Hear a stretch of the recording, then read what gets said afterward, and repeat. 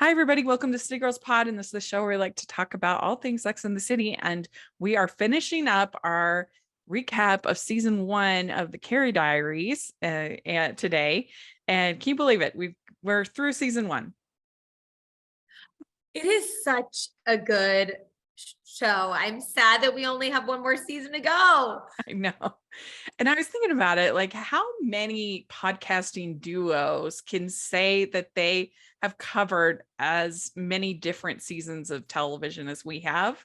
You've got all 6 seasons of Sex in the City, and then and just like that, and now 1 season of the Carrie Diaries. So I think that that's pretty darn good as far as, I mean, certainly, like I covered 16 seasons of Heartland with Michelle, but that was just one show, and here we've done 3 shows already.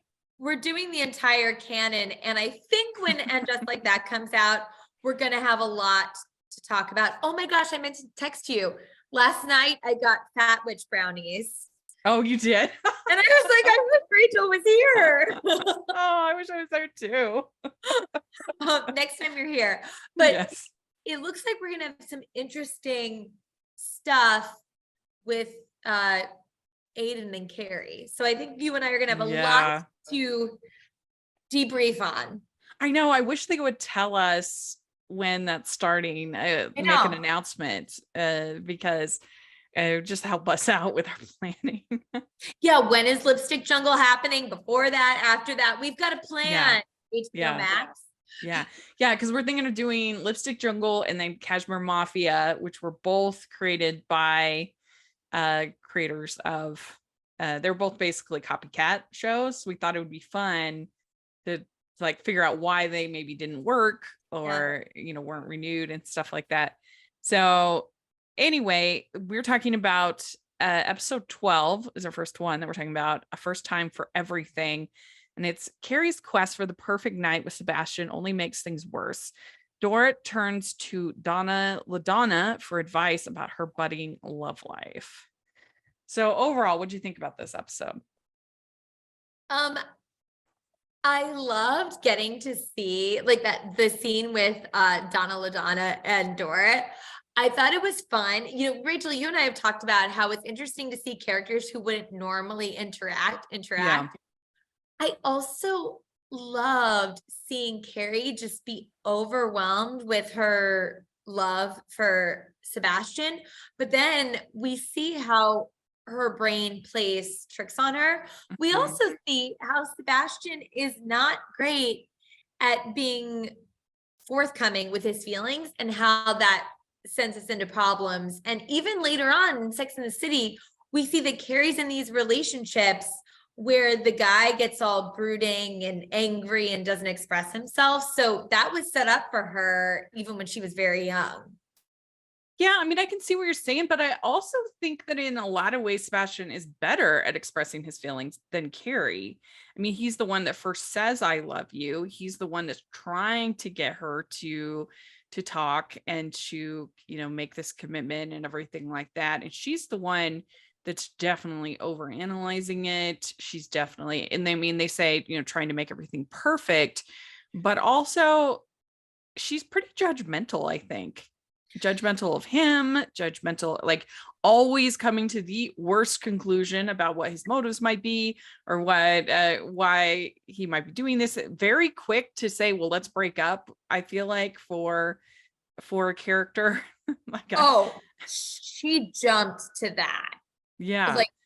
I think so. No, I should refine what I'm saying. I think that Sebastian's very good at expressing himself when it's a positive emotion. But when he's annoyed with Carrie, he says things are okay, even though they're not okay. So I think that there's some stuff there with his family that maybe he's okay at, saying he loves her, saying, let's work it out. But when he's dealing with feelings of abandonment and rejection, he's not great at expressing that to her until he's already angry about it. Yeah, that's fair. And also, it's kind of weird. I feel like that they brought up this idea of like, oh, is he over drinking? Does he have a problem? And then they did nothing with that in either of these episodes. Like he just keeps drinking a lot. Like there was no, I mean, I guess maybe we'll see something in season 2, but there really was no no point of conflict with that, no confrontation, no, it really went nowhere.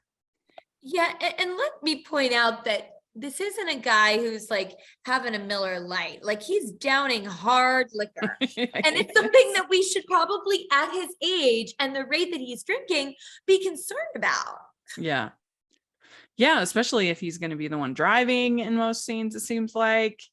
So that's, strange. And I don't think that in 1984 there was like no carding and no IDs and no like, they're just like handing teenagers liquor like these places. Ours too.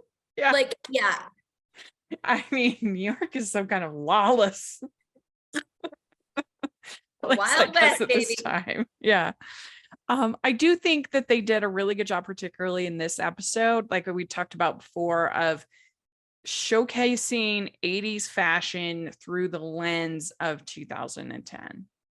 Like, for instance, I loved at the very beginning this rainbow skirt that she had on with a like neon green top and a yellow cardigan with some pearls. I thought that all looked great. She looked great. And like, if it was really in the 80s, then the hair would have been bigger. Everything would have been bigger. The sleeves would have been bigger. But, they're kind of filtering the time of that it's made, 2013, into 1984. And I really liked the end result. Yeah, I love the way that you put that. I have no notes on this wardrobe. I love it. I think it's delightful. It's bright. It's fun. Yeah, I just think that it's spot on. Yeah. And then later on, when they go to the prom and she's wearing the kind of Madonna-esque inspired dress, which looked great on her, with also kind of Madonna-esque hair and the many pearls, many necklaces. It looked great. Again, if you were really in 1984, everything would be bigger. Hair would be bigger. Look would be bigger. Everything. Because it was just a big time. I mean, I remember hearing from a friend that they would before school they would ride on their bike in order to get the hair bigger, puffier. I love that. They're like, okay. Yeah. Yeah. Oh yeah, you wanted those puffy bangs. It's so ridiculous. I mean, I don't know. The only thing worse than 80s fashion is 90s fashion. 90s fashion was We weren't great. Yeah. bad. High jeans that look good on nobody. Things like that. I was wearing like suspenders. I thought that looked good. Yeah, the vest was big thing. Yeah. Terrible. Yeah. And then like the whole Clueless era, which I mean, those obviously iconic for that movie, but nobody except for supermodels like Alicia Silverstone looks good in those clothes. Oh, I remember thinking that I could like try and pull that stuff off, but I didn't even have the right stuff to wear it. So I would be wearing like a really long skirt with like knee socks pulled out. It wasn't the vibe. Yeah, I certainly couldn't pull it off. That's for sure. So we have them playing Trivial Pursuit at the beginning of this, and it's kind of like it's sort of sexy Trivial Pursuit. She's like, I like a challenge. Yeah. He's like, oh, Carrie Bradshaw. Yeah, always keeping me on my toes, Bradshaw. Oh my gosh, the sexual chemistry between these two good-looking people. They're so good looking. It's like out of this world. Yeah, and that's why I felt like, I mean, it's a classic trope of a romantic, whether drama or comedy, that you have to keep the leading couple from consummating the relationship for as long as possible, right? Because they're trying to like keep the tension, keep people viewing night by night. And I don't know. I feel a little bit like the conflict is a little annoying between these two, and it's just kind of it doesn't feel authentic to their characters, I don't think. And like I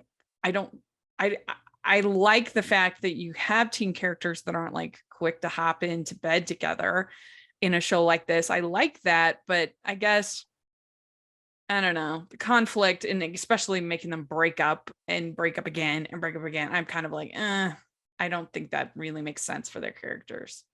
I feel like the pacing of it is totally off. Like if it was, as you said, having, the will they, won't they, or the slower burn, but that means you need to either take a longer time to break up or take a longer time to get back together. Not this, oh, we're together, Yeah. we're not, we're together, we're not. It felt like whiplash. Yeah. It was a lot, especially just for 2 episodes. Oh my goodness, yeah.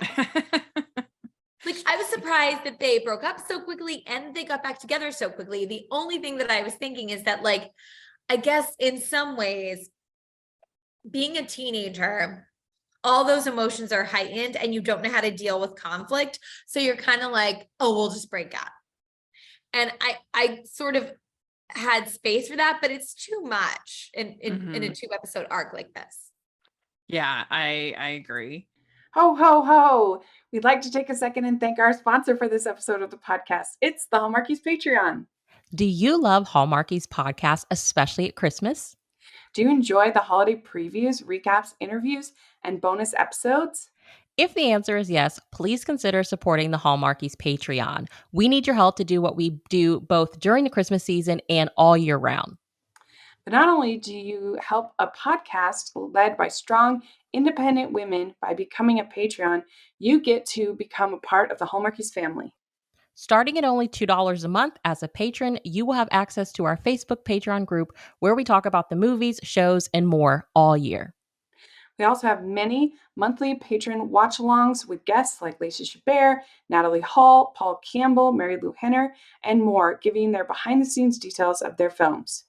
As a patron, you also have the chance to provide input into the podcast and even join us at different tiers.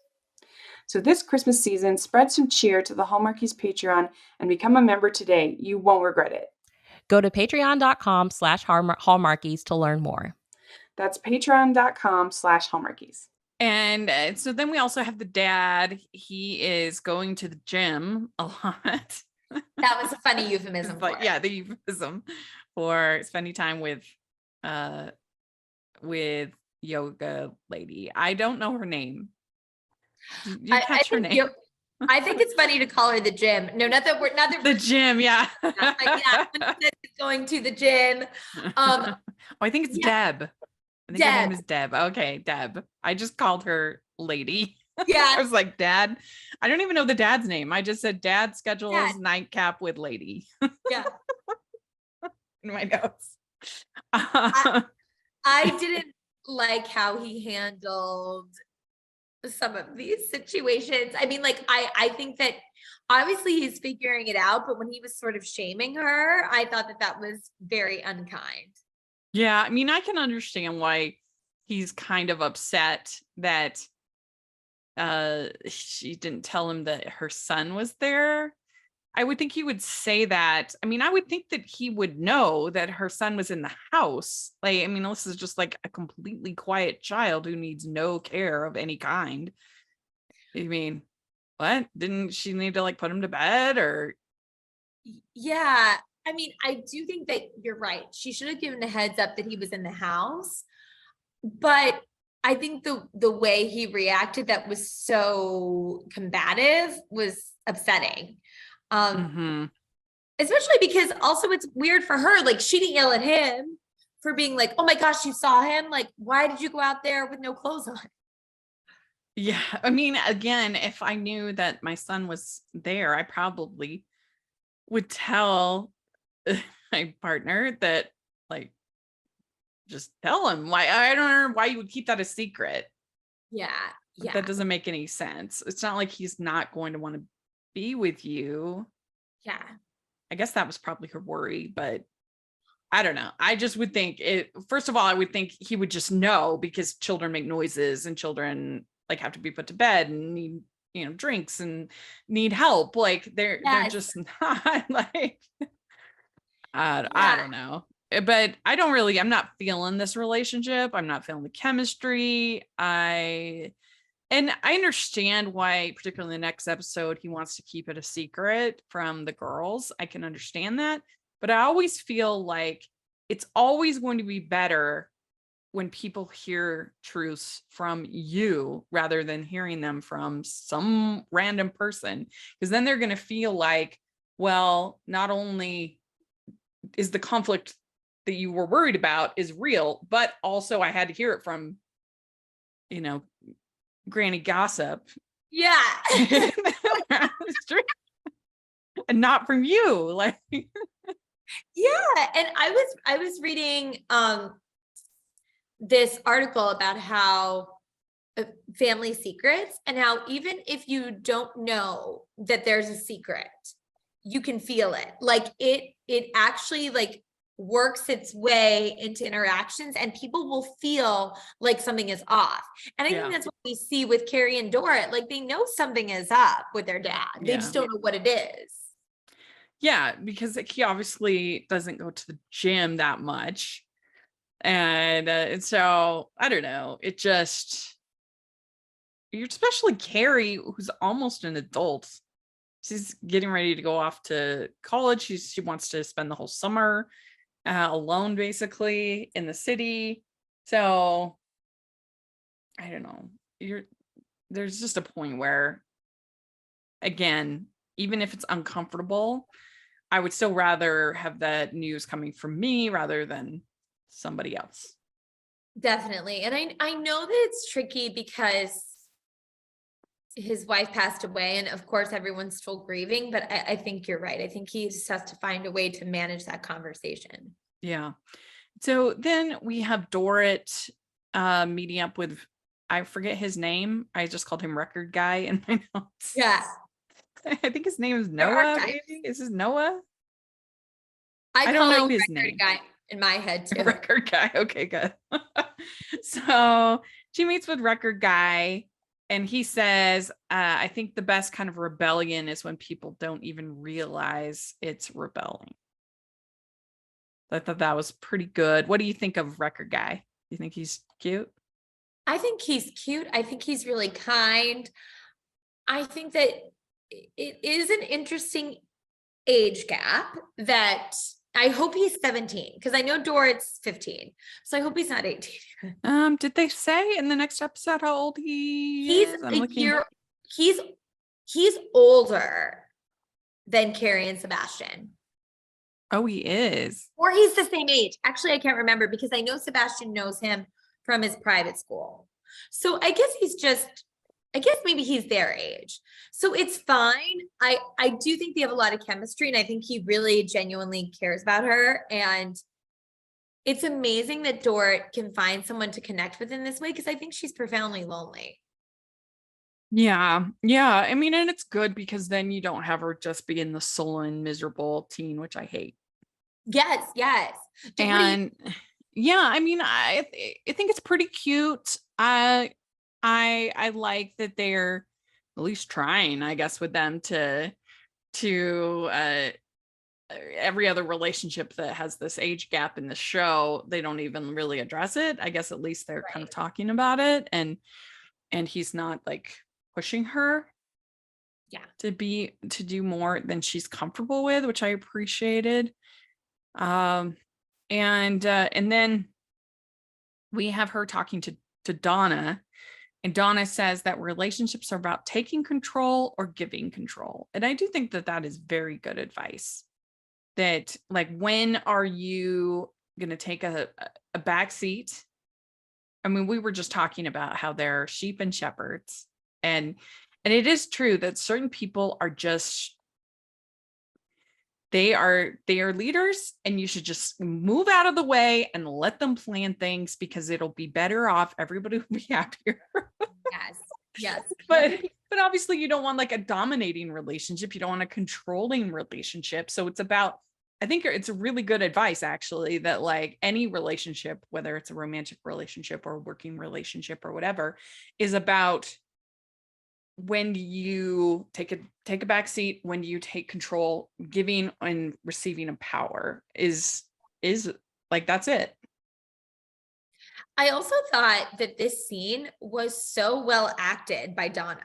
Like I was like, oh, this actress is quite skilled, and she's there like tossing off all of this stuff in this seemingly casual conversation, but like it was a very sort of like Yeah.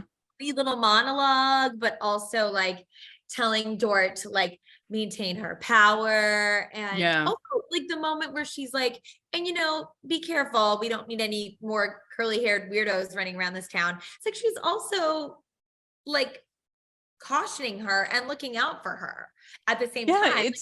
she is really good. I think it's a good point that it's almost like they started off thinking, okay, this is just going to be a one note character. And then she was so good. So then they're like, okay, let's add more and let's add more and let's add more, because they really have developed her into an interesting person, because she does have the petty side. She has the, blackmailing Maggie and things like that side of her. But then she also has the side that's understanding to Walt, that has this experience with her brother that is gay.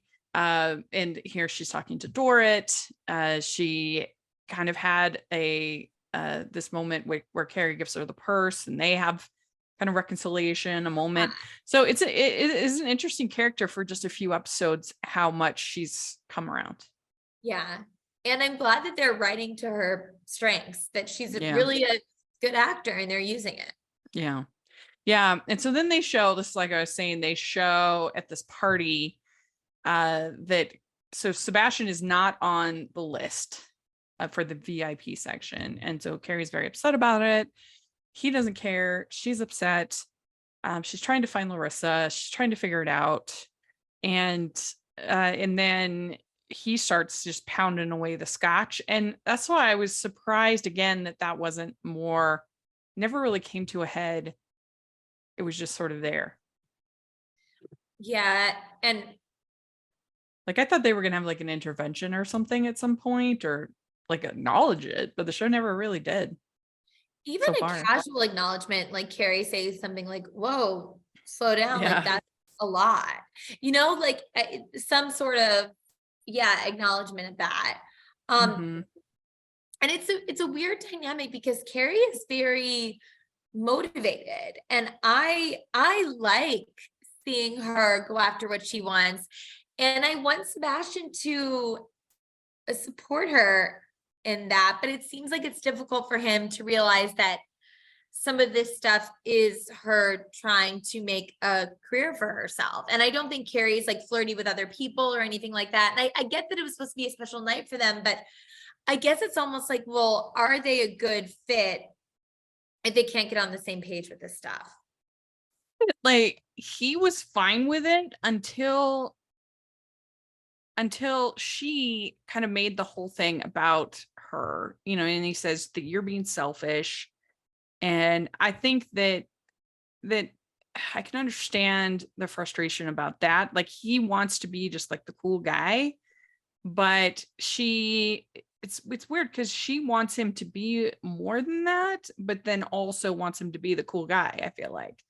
And so it's interesting. I mean, she gets the chance to talk to the writer for Like a Virgin, and she is trying to take down notes and trying to have this meeting, and he says new love makes you feel loved for the first time. And he's like, I wrote the very song about being touched for the first time. And then he's like, oh, you need to go don't be wasting your time here with me. I was really relieved, Rachel, that they didn't turn this into a flirtatious interaction. Yeah. And like have Sebastian see them doing something weird. I was like, okay, that's good. Like it was a fun little scene, I thought. Yeah. I mean, because Carrie is being selfish. He's right.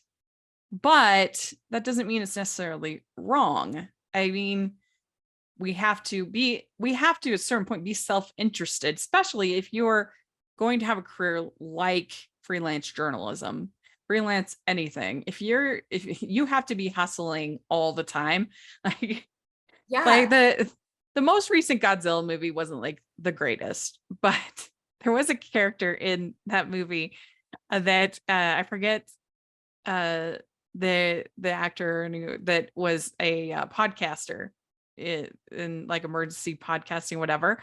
And I didn't appreciate the fact that Like the very first thing that they've had the first attack or whatever, and the very first thing he does is go up to would you be on my podcast? Oh, And I'm like, absolutely. Podcaster, we can. I'm like, that's legitimate. Like if we get it. I would want, all the people. And like from that perspective, you're trying to help people with what you're doing. You believe in what you're doing. And so you don't see it as being kind of over the top or forceful or whatever. You're like, okay, we need to take advantage of this moment, not only for my career, but to like help people because I believe in what I'm doing.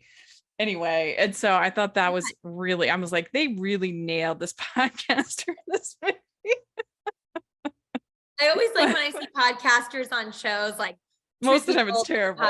Yeah. And it's like, would you be on my podcast? And it's all those things that we can relate to. Like in the most recent Ghostbusters movie, which I thought was fine overall, they had a whole character whose name was Podcast.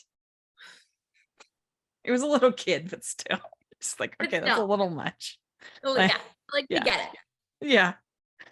But anyway, so then we have they break up and then Dad and Yoga Lady, they make up. And then there's this whole thing with Mouse and West in this. And he's the one that's Mouse is that he's a sheep, not a leader, as we talked about. And and then West basically shows up at every single one of her little club meetings that she tries to have because she thinks, okay, that's the edge I have over West is that he doesn't have any extracurriculars, which he's on like the basketball team. So I don't know if that's how accurate that is. He has a Letterman's jacket. So yeah, I think he has some extracurriculars.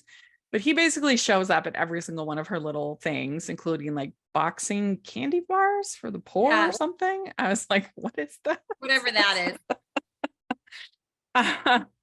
And then they end up, as we knew, this was building, the of course enemies to lovers kind of thing with them, and they end up making out. And were they? What level is this? Because they just pause with them kissing. I mean, this is in the school. It's just kissing, right? Well, I didn't think so. I wanted to ask you. I had some questions because the way that they show the scene after where their clothes are kind of all over. Their clothes, they look a little disheveled, but they don't look like unbuttoned. You know what I'm saying? Rachel, I hope, and I think you and I just need to think that they made out in the school because that seems like a lot to do in the school. I mean, I guess this is pre like video surveillance and things like that. Yes, it was. 1984. It's a simpler time. Whoa. I guess. Whoa. But basically he gets her a recommendation from the principal, the or whoever that was. It was principal, seemed like, saying, oh, what a great job you're doing, all these clubs and everything. I'm gonna write you a great letter of recommendations. And then he says, I do like you. And then there's this, I like you too. And she says, what are you worried? He says, I'll bother you so much that it'll hurt your grades. And we see one last scene of Dort with record store guy. Yeah. So this one I would give, I think an 8 to. I thought it was pretty good. Yeah, I thought it was good. And it much like Sex and the City, I love the way these storylines are interwoven, that it's like there's a theme to them, but they're these each individual distinct stories, but they all kind of go together. I really think the show is so well written, and I'm just so impressed by it and can't believe I didn't watch it until now. I know. Yeah. It's always fun when you kind of discover a new thing. As they used to say on those rerun commercials, this is, if you haven't seen it, it's new to you. That's right. Because you enjoy escaping into Hallmark movies, we're pretty sure you're going to enjoy another podcast called Criminality about celebrities. Specifically, reality personalities behaving badly in business, crime, and just generally. Criminality is a show about the intersection of true crime and reality TV, hosted by good friends and lovers of bad TV, Melissa and Rebecca. Every other Friday, they bring a new story about a reality TV star and their brush with crime, legal troubles, and trashy scandals. On Criminality, you'll go way beyond the headlines with episodes about some of the OG reality stars like Anna Nicole Smith, Kim Kardashian, and Tarek Al Moussa. And if Bravo is your reality TV flavor, you're in luck, because they keep up with the endless tea pouring out from nearly all the Housewives franchises. The fun never stops as Melissa and Rebecca remind us all that loving reality TV is not a crime. Catch new episodes of Criminality every other Friday wherever you listen to podcasts, and visit criminalityshow.com for more information. That's criminalityshow.com. All right, the final episode of the season is Kiss Yesterday Goodbye. This episode 13, and Carrie is happy going to her junior prom, but when hidden secrets are revealed, plans begin to change. Larissa makes Carrie and Walt an enticing offer. So overall, what do you think of this one for a finale of the season? I think it's a great end of the season episode. A lot of things in this upset me, and not necessarily with the way that the show handled it. It's just like upsetting things with the way, Walt's sexuality is unpacked and characters doing like really kind of ugly things. It's a crazy episode. It wasn't my favorite. Yeah. It wasn't a great, I don't think, ending to the season. I understand what they were trying to do, but yeah, the back and forth between Sebastian and Carrie, and then the whole thing with Maggie, I really disliked that choice. It didn't really, it made sense, I guess, for Maggie's character because she is so needy, but I also don't think I just don't think she would do that to Carrie. Especially, it's not like her and Sebastian had been broken up for like a year or something like that. No, this is just like days. Yeah. Here's the thing. I don't think she'd do it to Carrie this, like you said, this soon after it, or without spending more time with Sebastian. Yeah. Like, I know that there's alcohol involved, but when she leaned in to kiss him, I was saying out loud to myself, no, I hate this. And I almost texted you. On this. Like, Rachel's gonna hate this too. Yeah, you should have. Yes. And I don't know. I guess some of the other parts were okay, but I find it a little bit strange that in this show where literally every character, I guess, except for Carrie, has had a older relationship. Like, I don't know what the prep guy, was George? I can't remember his name. But anyway, I can't remember how old he was supposed to be. Was he older? Oh, I think they were relatively the same age. Okay. So she hasn't had an older relationship, but everybody else has. Yeah. Literally everyone else in the cast has had an older relationship. And yet, for some reason, Walt is the only one that they're like, stop, pull the brakes. Nope, we can't do this. And I'm not saying I want him to do it. I'm not saying that they should do it. It's just kind of odd to me that's the one where they all of a sudden had a moral conscience when it comes to this. Yeah, it does feel tricky and strange because it's like, as you said, with the other characters, there's almost not even an acknowledgement of it. Yeah.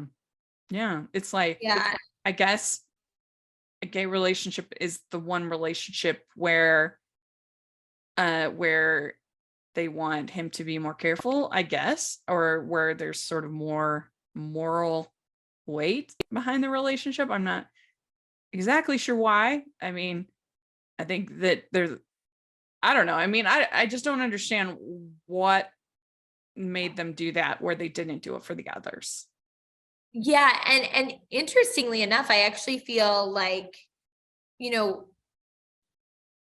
seem closer in age even than like Mouse and her original boyfriend in this. Yeah. So like, it's certainly Maggie and Simon. Yes, absolutely. I mean, and it's not even just that it's the only one that they have this, put on the brakes.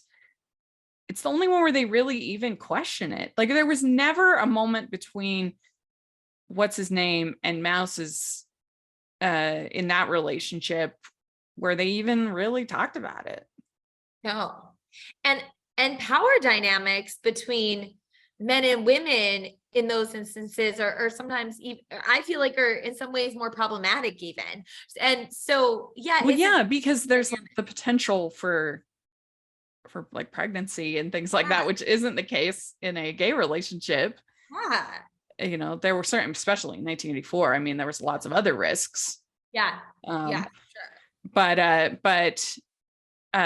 I don't know. I just think it's weird that that's like the one relationship where they, and especially the fact that they had Bennett say, okay, you're turning 18 in what, like 6 months? Yeah. As if there's something sort of more risky. And I guess 1984, it was more risky as far as like the weight of coming out at that time and some of the other things, you know, the persecution, some other things that might happen. Yeah. But I don't know. I just thought it was a little bit strange. Do we know exactly how old Bennett is? I don't think that we know how old he is. We just know that he said, well, I'll be waiting 6 months, counting down the How old do you days. think he is? I'm guessing like 22, Yeah. 21. Yeah, because there doesn't seem to be any issues with him. Not that there ever is in the show, of getting alcohol. Right. So I'm thinking he's 20, over 21, but Yeah. I don't know. And so then they decide, well, since now Carrie doesn't have a date to the prom, and Mouse doesn't want to go with West because her parents will be upset because they only want her dating Chinese people. Yeah, from the Tang Dynasty. Yeah. Very specific. Yeah. I mean, which is a thing, you know, that some immigrants, you know, they really want their children to date people that are of the same ethnicity. It usually doesn't end up going well. I mean, I don't understand what, like, it would really hurt to just go to a prom, like go to a dance. Like, they're not getting married. Oh, it was so funny. This kid is so adorable and seems so much younger than her. And I like, he's like, I don't want to be going. And they have a fun. Yeah, that guy. Right. Yeah, he's adorable. Yeah, that was funny. The nerd thing. I mean, it kind of makes me think of My Big Fat Greek Wedding, you know. Oh yeah. I love that movie. It's like, give me a word, any word, and I will tell you how it's Greek. Oh. It's like kimono. Yeah. There was a lot of really good fashion in this. Again, doing what we've been saying, taking 80s aesthetics and putting it in 2010. I really especially liked kind of the closing outfit, which has like a jean jacket and a kind of a puffy flower skirt. Oh, she looked adorable. Yeah, it was good. It was really good. And then we have Simon showing up, and he has his fiance there. Yeah. So do you think that Simon is actually interested in Maggie, or do you think he's just there for like a booty call, for lack of a better word? Booty call. This is so gross. It was gross always, but the fact that he's engaged, I mean, this is just disgusting behavior. Well, and it seems like he's trying to make Maggie jealous. Yeah. So that's why I wondered if like, is he hopeful of like an actual relationship? Because he does seem to kind of be wanting to make her jealous. I think he's just like self-centered and wants all the attention, because when Maggie broke up with Walt, he kind of backed off a little bit, like, oh, I don't want her to be too into me. And yeah, I think he's just. Yeah. And so then we have the dad, and he's worried about honoring the memory of his wife. And again, we've already kind of talked about this, but it's better for them to hear it from him. And he starts to be worried about Carrie. He asks if she's dating Walt. And Carrie says that their dad should spend more time with them. And he's just kind of like, And then the dad says, I think Carrie knows. And so there's sort of back and forth with that. Yeah, I thought it was a really fun scene between Carrie and her dad when he's like, "Oh, you never know, maybe it could date Walt." And she's like, "Trust me." Um, no. Yeah. Oh, yeah, what did you think about the whole how the reveal happened of Sebastian telling Maggie about Walt's sexuality and then Maggie um telling Carrie? Like, what did you think about how all of those secrets unfolded? Yeah. I mean, and yeah, I mean, it was shocking to see Maggie's response and, how she says, I can't believe I ever loved you. You make me sick. I don't want anything to do with you. That was pretty shocking. I yes, I agree. And I just can't imagine like that reaction. I can see thinking all those things and like saying that to your journal or maybe to one friend in the privacy of your own home, but to scream that at the diner. And I thought Anna Sophia Robb's acting in this moment was so spot on. She's like it was very subtle, but she's like, Maggie, like, don't do this. And you just see her panicking. Yeah. And by the way, it's not the same that Carrie kept this secret. She was protecting Walt. And I don't necessarily think that Carrie. Well, it wasn't really her secret to tell, Exactly. and so Maggie's basically outed him to everybody else in that room who is within hearing, which is not her role to have. I mean, I guess in a sense it is. I mean, if they are trying to make a show in 1984, there would be people who absolutely would have that perspective and that reaction. So I guess it's good to have that. We'll see what they do with it in season 2 to see, because they don't really resolve it because they were going back to Simon by the end. And she kisses Sebastian. She's just a mess. I mean, a total mess, Maggie. But it was shocking. It was absolutely shocking and kind of made you understand why people were so hesitant to tell, because people did think that, I mean, not even just 1984, like 2004, like Yeah, I mean, that absolutely. people thought it was of the devil, it was evil, it was disgusting, it was, all those words. And so I guess I can see like wanting to have that response, but it was definitely shocking for sure. And, this has been a somewhat, I think, compassionate character up until now. So for her to be a bigot was surprising. Yeah. And even if it would have been a more nuanced conversation of her being like, Walt, you got mad at me for cheating on you, but you didn't even want to be with me. So it makes sense that I would do that. Like, I'm not saying that that's a fair response, but like something a little more nuanced rather than the venom that Yeah. she was spitting out here. But he, in fairness to Walt, he told her that. He said it was not all your fault. It was my fault. Right. We shouldn't go back together. We shouldn't, all that stuff. He said that. Yeah. So, I mean, what else is I guess he could have come out to her sooner, but why would he? It's not like I don't know. Well, and also, by the way, Walt is not really out. Walt is number one, still figuring it out for himself. Yeah. For Maggie's reaction to be like, well, were all of you laughing at me? It's like, no, absolutely not. Like, it would be one thing if Walt was Yeah, out. because like Mouse doesn't know, for instance. What? Yeah. No. Yeah. And by the way, Carrie doesn't even really know. Like, he hasn't officially come out to her. He's just listened to her, I guess. Yeah. At her words of encouragement. Mm-hmm. But I'm not sure why she's afraid to kind of tell her dad about that. Why isn't she, when she's talking to him and she's like, trust me, it's not Walt. Why does she doesn't just say that Walt is gay? I don't know if there's been no reason to show that her dad would have a problem with that to this point. I agree. I think it might be along the lines of what you were saying before, that she feels like it's not her secret to tell, and that like he's not really out yet. Like I think of Yeah, that's true. people like that I was in high school with that weren't out yet, and I wouldn't say anything to my parents, but if they were out, I would definitely say something. But yeah, when you're still trying that's to good. That's figure true. that out, yeah, I think you're right though. Carrie's dad seems like a true blue kind of guy.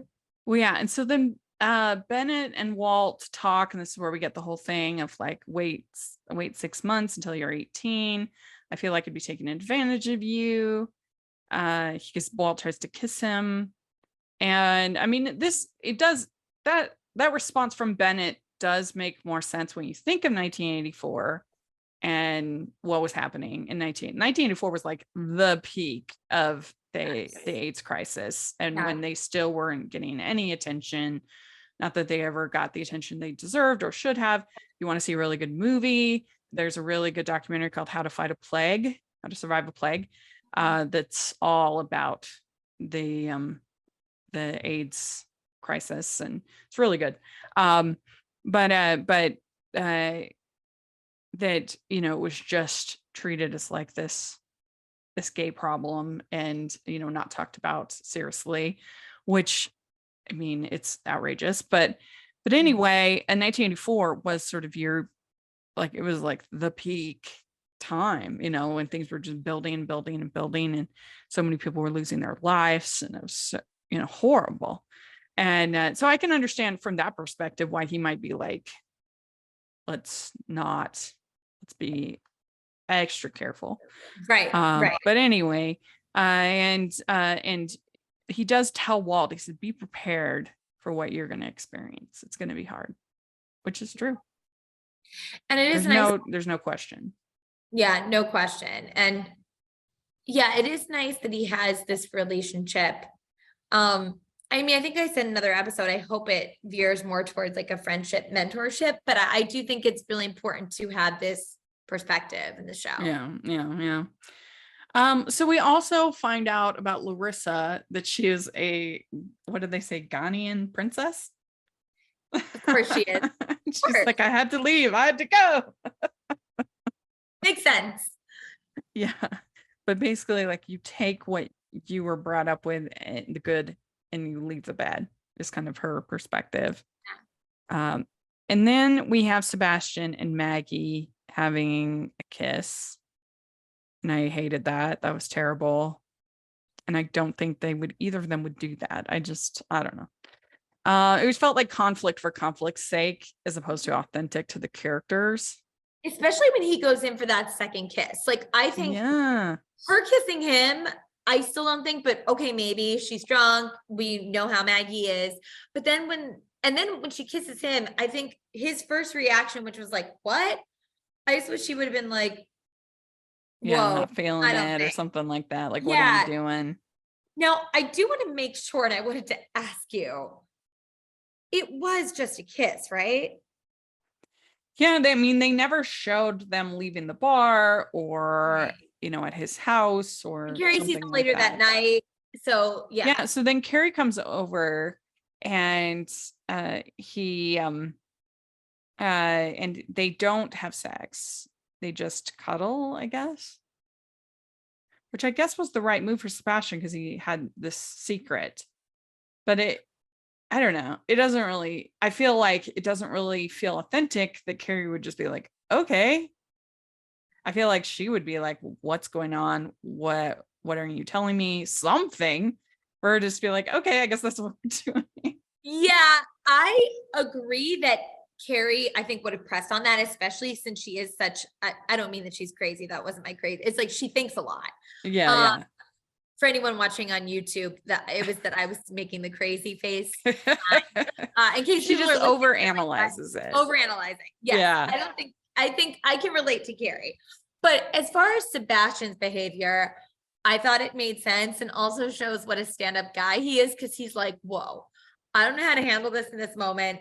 Do I tell her what's going on? Okay, let's just cuddle and be with each other. And I think that makes sense.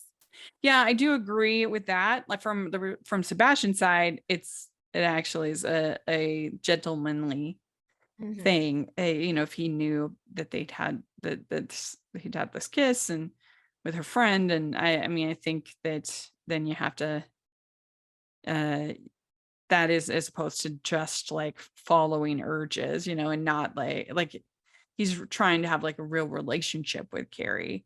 But then Maggie confesses to Carrie, and Carrie's very upset, says, "You're not the victim here. You're excusing your behavior." And I think that that is true. Uh, I think that's true. That's what she's doing. I mean, I think just as a human being, like we're all the heroes of our own journey. And so I think that that's what she's trying to kind of do, is make some sense of it. But it is also true that in doing that, she's kind of trying to validate or vindicate what she did to Carrie. And yeah. Totally. And I think that Anna Sophia Robb tore up this scene. This acting was so good because you see her eyes are like filled with tears and she has this rage, but she's actually containing it in like this glorious, beautiful way. It's like a very concentrated monologue that she's giving. And I just thought, I was like, holy moly, she can act. Like, it was so good. Yeah, I mean, she's been good throughout. All the acting has been excellent. And then the next thing you see is Maggie making out with Simon.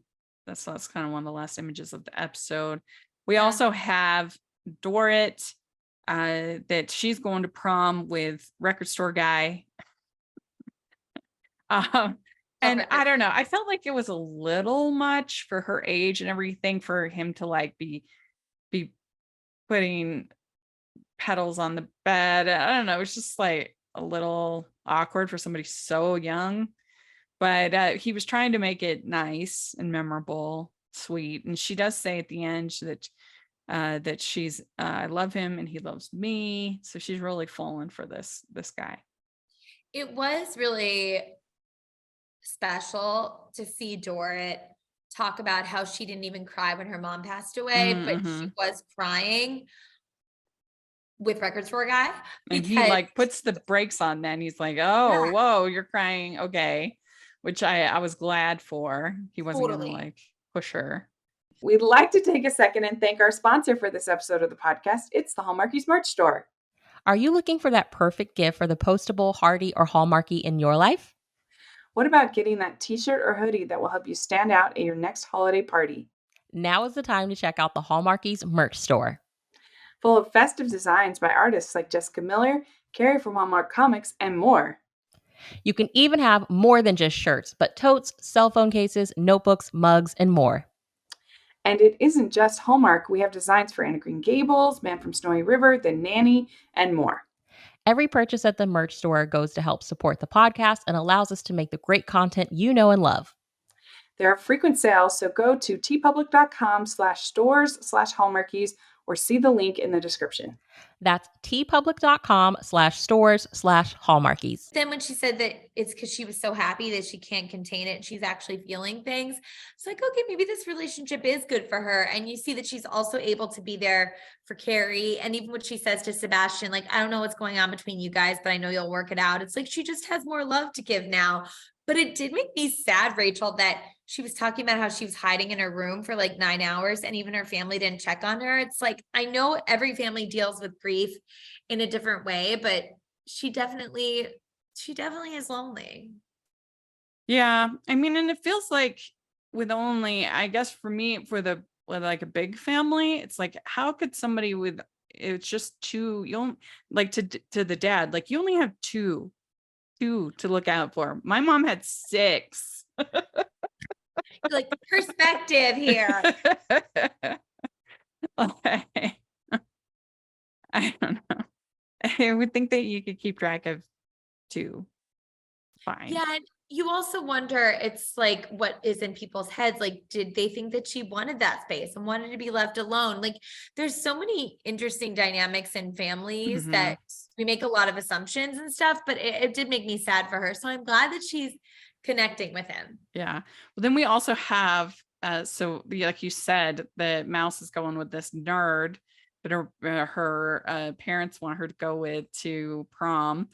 And then she finally tells them that she's going with Wes. And then they have the cute little dance in the diner. I thought it was fun.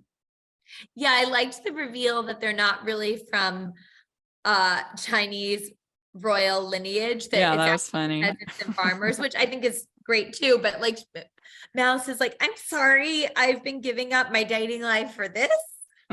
Yeah. Yeah, that was funny. That was good. And I think that that's basically everything that Carrie suggests to her dad that she could maybe be staying in New York at Larissa's place with Walt for the summer. And she's really excited about that. And he's like, I don't know. But then at the end, you see that that's what they did. Yeah, I am interested, Rachel, to see where season 2 goes, what the status is with Sebastian, summer in the city, do they pick up after the Yeah. summer? What's gonna happen? Yeah, I'm definitely curious too. I don't know if this is one of the shows where they knew in advance or if it's going to be left on a cliffhanger. And maybe they thought it was going to be renewed. We don't know. I guess we'll see coming up season 2, but hopefully there'll be like some closure. Yeah. Hopefully. But there we go. That's this episode. I would give this one a 7. Yeah. I think. Yeah, there was just a lot that it dragged up. Yeah, I think that if I kind of just wish that they had allowed them to have like the prom, kind of Yeah. experience and not had it be so much conflict. Like what would have been so bad of like Carrie having a semi-normal high school experience? Well, I think that's a really good point, Rachel. And I could see like everyone at the prom and like the Carrie's voiceover as it like cut to each person and having it be like, oh, we're all hiding and we all have secrets, and it could still be like everything is not perfect. But I think you're right, having like this kind of like at least tying off season 1 with a little bit of a bow and have them all together would have felt a little bit better. Yeah. So there we go. That's this episode. I guess we should say that did you get to go to prom? Did you do prom? I did, but I got left at the prom by my date. Oh, no. So like, not as exciting, but I went up, my dad picked me and my sister up because she got left too. So you didn't, wait, is that when you had your? No, I didn't go to prom because I had appendicitis. Junior prom, then senior prom, my family moved. So I basically graduated early. So like there was that no senior. That's actually a much more dramatic than Carrie. I mean, like to have a medical emergency. Yeah. Unfortunately, there was no traumatic, love affair in high school for me, but it was an interesting experience. We should, Rachel. So no prom. No, we should go to a fancy event together. I mean, you were just at a fancy event where you looked. I was. But we need a fancy event together. That would be fun if there was a I haven't been since college to a fancy event aside from weddings, I guess, but that had dancing. I mean, I'm the worst dancer in the world, but that would be fun to go to. That'd be really fun. Go to something and one of the dances that I went to in college, it was like a Sadie Hawkins dance, like Girls' Choice.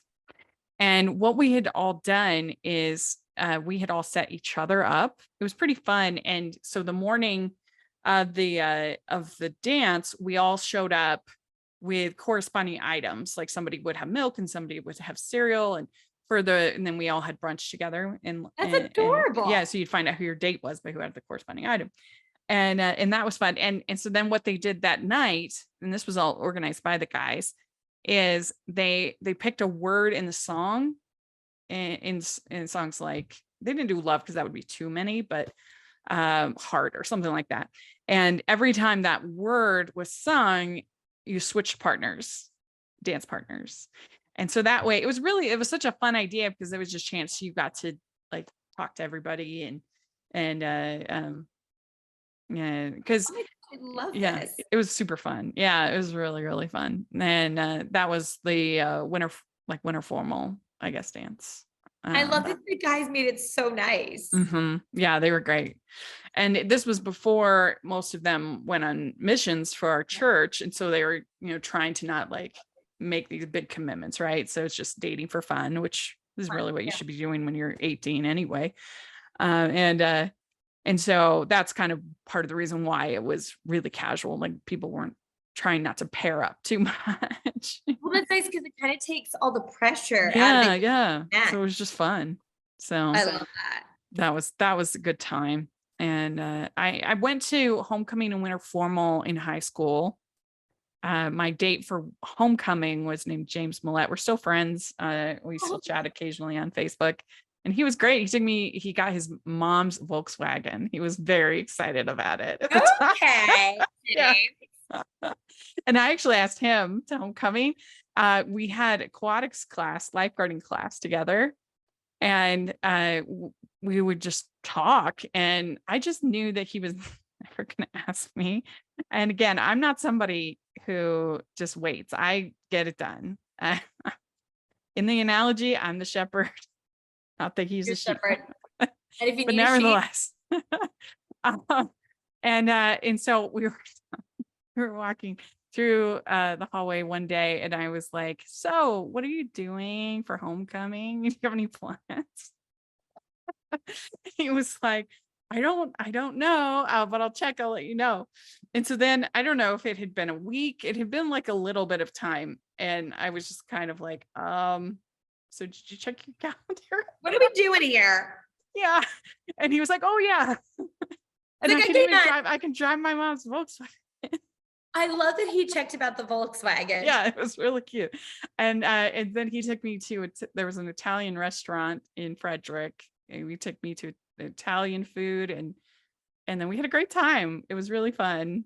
And so yeah, that's a happy memory. My mom That's a happy memory. Yeah, and my no mom drama. made no drama. My mom made my dress. Your mom made it. Yeah. And it had long sleeves. I was pretty modest growing up. And so yeah, my mom made my dress. What color was it? Red. Oh, nice. A red dress. And yeah, so that's a fun memory. And but that was probably the biggest dance that I ever went to, was that homecoming, sophomore year homecoming. And see, not all high school experiences are filled with this level of drama. No. Sometimes people just go on dates and dances. Yeah. We really weren't very encouraged to like solo date. And I think that makes a lot of sense, like group date in high school. You don't need to be like having super intense relationships in high school. I mean, like I said, my best friend married her high school sweetheart, still married to this day, 4 kids later. They're doing great as far as I know.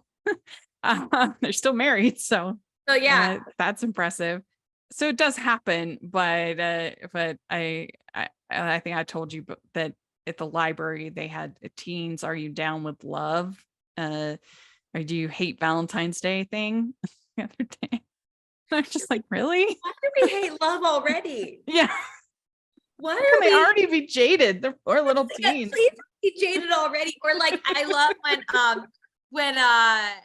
when someone gets married and they're like super young, and they'll play like their song is like "At Last" by Etta James, and I'm like, not "At Last," like you're very young.